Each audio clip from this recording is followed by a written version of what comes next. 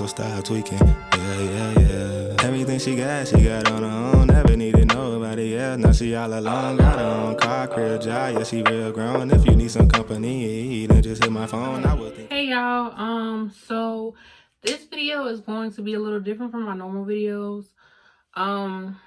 So it's probably be a short video too. It's not gonna be that long. So let's just get right into it. Okay, so if you don't know, October is Domestic Violence Awareness Month. So I just thought I would come on here and just do a video on that. Because I was in a situation that had to do with domestic violence, and I won't be going in detail about my situation, but I have got a lot of questions from people that are in positions like that, and family members of people that are in positions like that. So I thought I'd just make a video because the month's almost over. So I thought I'd just make a video just, you know, telling you all what I tell everybody that asks me questions and stuff like that. So I know that, okay, so I had a family member, well, I had the family member of a victim.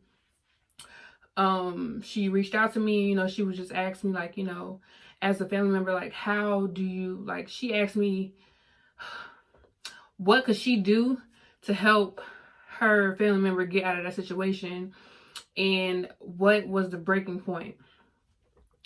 So I informed her that basically, it's nothing that she could do, because it's up to her family member to decide, hey, okay, this is enough, like, this is not love, I shouldn't be having to do this. Like, no matter if you fighting back or not, that should not happen in a relationship, you feel me? So I just told her, like, honestly, it's really nothing that you can do but to keep on supporting that family member, keep on being there for them, and just keep on letting them know that you're there for them, not being really argumentative, not really trying to bring up the situation as much, only because you don't want to upset them and push them more towards their abuser. Because that could be another thing too, like, they could probably feel like their abuser is the only one that's there for them, is the only one that's supportive. So if you're steady arguing with them, you're just going to push them more towards their abuser. Also, I told her, like I said, the breaking point is up to that person. Like, they have to get to a point where they're like, okay, I shouldn't be going through this. Like, this is not what love is supposed to be. This is not how it's supposed to be. This is not how I want to be loved. And then if you have children involved, whether a boy or girl, you don't want your children to see that and think that that's okay. So when they grow up, they end up either doing that or getting that done to them, because that's not how you want them to be, how you want their life to be. So if you have children involved, it's best to, like, try to find, even if, like, so one thing, even for females, I know that we tend to have this fairy tale about a family, you know, the child having both parents in the household and things like that. So we put up with a lot more than we should. So you just have to realize that you have to realize reality. You can't keep going by fantasy. You have to really just step back and look at the reality of things. Yes, we all have that fantasy that we want our kids to have both parents in the household. But if the situation does not go that way, that's perfectly fine. I would rather have my daughter have two parents that are happy, healthy, and safe, and not having to deal with that, rather than for her to be in a household where me and her dad are, like, fighting and arguing all the time, because that's just not right. I'd rather her see us happy, whether it's by ourselves or with other people. Like, I'd rather it be that way than for us to be every day fighting and arguing, and that's just making her life miserable and our life being miserable. So that's for that. And it's really like, and I told her, honestly, it's nothing you can tell her that's gonna make her decide to up and leave. Like, she has to want that for herself. Like, that family member has to want that for themselves. It's nothing you can tell them. Everything you can tell them, anything, you'll do anything, you'll do that, you do that. You can tell them anything. It does not matter. It will not help. Unfortunately, it will not help. Because at the end of the day, they're not gonna listen to you. They're gonna, until they're ready to move on, they're not gonna move on. And unfortunately, that's just a sad case of it. And hopefully they move on before it's too late to where it ends up in death or jail or something like that, because then their life is over. Like, and that's just the end of it. And if they have a child, that's even worse, because now the child is without either their both parents. The child is without both parents. So that's not right either. So hopefully, they find out, they realize the reality of things before it gets to that level. And then let me see. So I always have also I also always have people ask me, how do I get through it on a daily basis, like the aftermath. And honestly, it's hard, because you still want that family, you still have that family image. You still want your child to have both parents. So it's honestly an everyday thing. Like, it's an everyday process. It doesn't just happen overnight. You literally have to, like, if your life is better without that person around, or without the extraness of that person, or the things they brought with them, then that should be your push right there to keep going forward. Because my thing is, like, I don't want to go backward. I want to keep moving forward. And I just feel like I've come so far that I don't want to get back into a situation like that.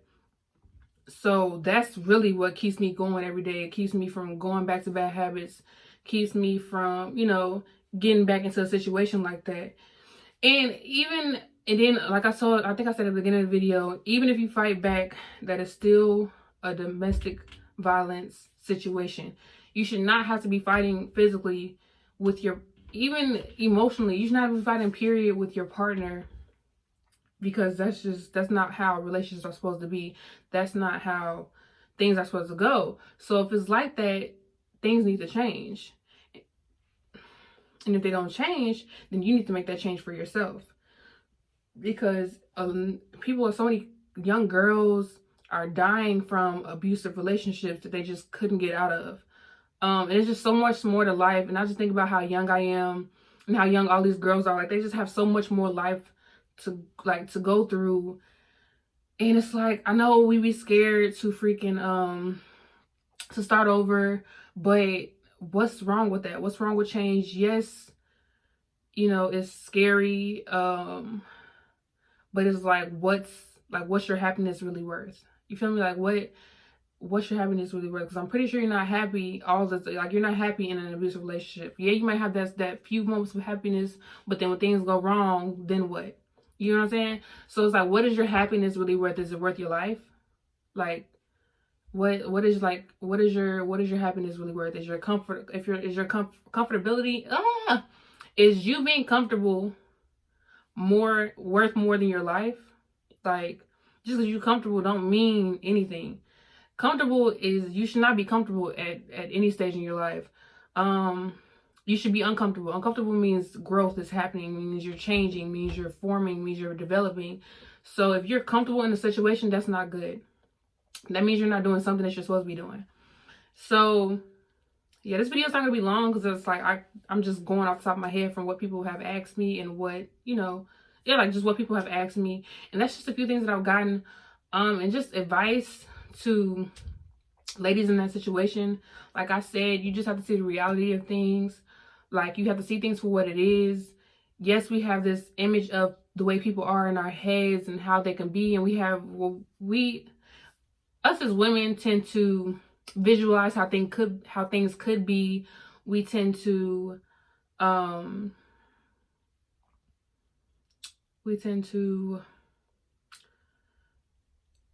try to help people out more than they're willing to help themselves.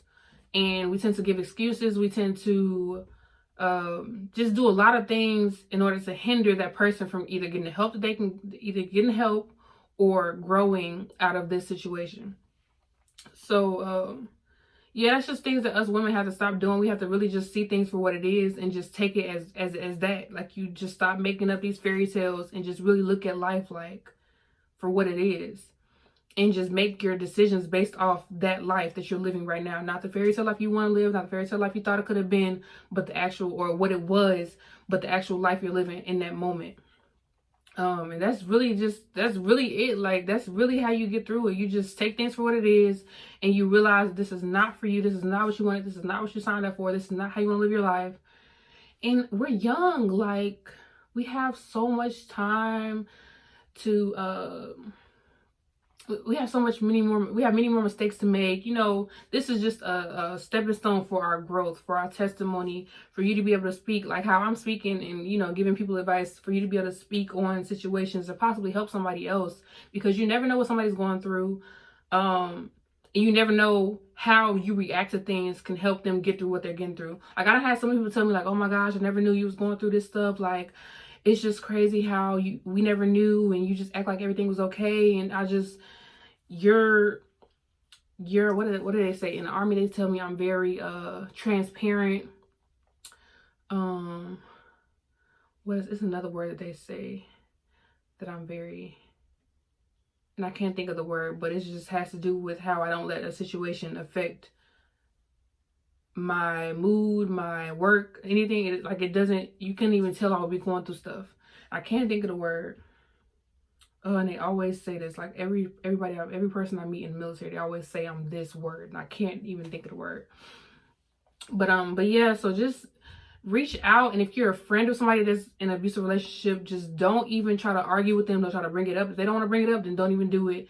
Just try to avoid it. Just make sure you're there for them, letting them know that you're there for them, because you're probably the only thing that's keeping them going. Like, it may not seem like they're going, but you being around and giving them just a listening ear, whether they want to talk about that or anything, or just distracting them from that situation, is helping them in a way that you wouldn't even imagine. So just keep on being supportive to them. Don't be argumentative, because that can push them more towards their abuser. And just continue to be there for them, pray for them.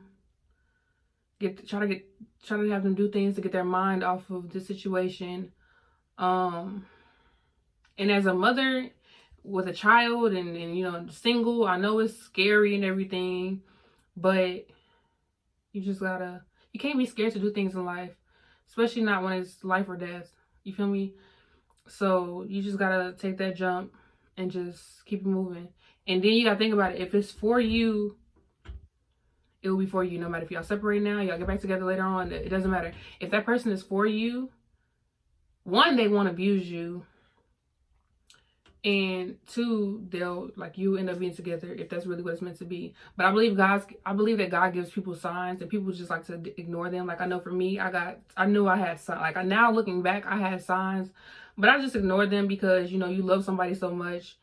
So yeah, you gotta see things for what it is. And if you don't, God will show you. I'm telling you, he will show you. He will definitely show you. If you're not going to take things for what it is, and you're going to keep on being stubborn, he's going to show you. And hopefully it doesn't end up with, you know, with anybody getting injured or seriously hurt. So yeah, so if you know anybody, if you're a person, if you're somebody getting abused, there's hotlines you can call. There's numbers you can call, shelters you can go to if you have kids, like, just to get away. You're not stuck in your situation. Better days are coming. You just have to make sure that that's what you want. You have to want it. You have to really, really want it. You really do. You have to really want it, really, really want it in order for change to happen. So yeah, so that's just my little spiel for Domestic Violence Awareness Month. I just want to get this video out before the end of the month. So yeah, thank you guys for watching. Bye.